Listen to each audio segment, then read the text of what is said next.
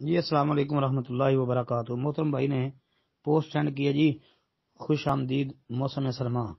اس میں عبداللہ بن مسعود رضی اللہ عنہ کا ارشاد نقل کیا ہوا کہ موسم سرما کا آنا مبارک اور خوش آئند ہے، کیونکہ اس میں برکت نازل ہوتی ہے، راتیں طویل ہو جاتی ہیں تاکہ تہجد کی نماز بآسانی پڑھ لی جائے، اور دن مختصر ہو جاتے ہیں تاکہ روزے بسہولت رکھ لیے جائیں۔ لطائف المعارف ابن رجب حنبلی کی کتاب کا حوالہ دیا ہے۔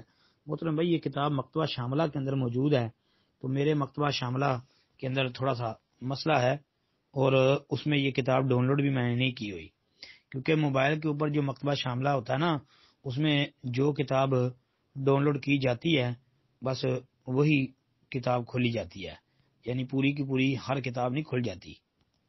جس کتاب کو نکالنا ہوتا ہے اس کو ڈاؤن لوڈ کر کے تو رکھا ہو تو پھر ہی وہ کتاب اوپن ہوتی ہے۔ تو بہرحال ایک تو میرے مکتبہ کے اندر تھوڑا سا مسئلہ بنا ہوا ہے موبائل کی اس میں، تو دوسرا یہ ہے کہ یہ کتاب میں نے ڈاؤن لوڈ بھی نہیں کی فی الحال۔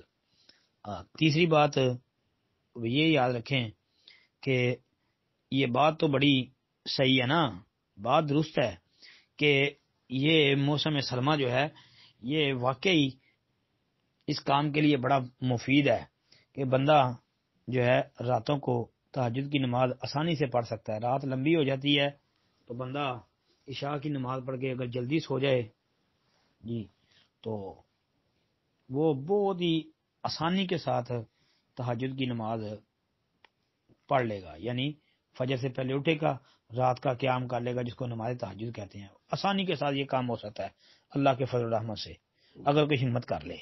اسی طرح دن کو وہ روزہ بھی رکھ سکتا ہے بڑی آسانی کے ساتھ، کیونکہ بہت جو ہے وہ دن مختصر ہو چکے ہیں آج کل۔ تقریباً سمجھو کہ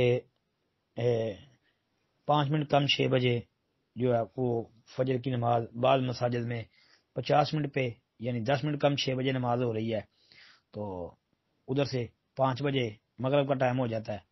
تو بھائی یہ بہت ہی مختصر دن ہو گیا ہے، بہت چھوٹا دن ہو گیا ہے، تو ان دنوں میں روزے رکھنا بھی بڑا آسان ہو گیا ہے۔ تو میں سمجھتا ہوں کہ ان دنوں سے بھرپور فائدہ اٹھانا چاہیے، ان راتوں سے فائدہ اٹھانا چاہیے۔ یہ بات تو بڑی اچھی ہے۔ السلام علیکم ورحمۃ اللہ وبرکاتہ۔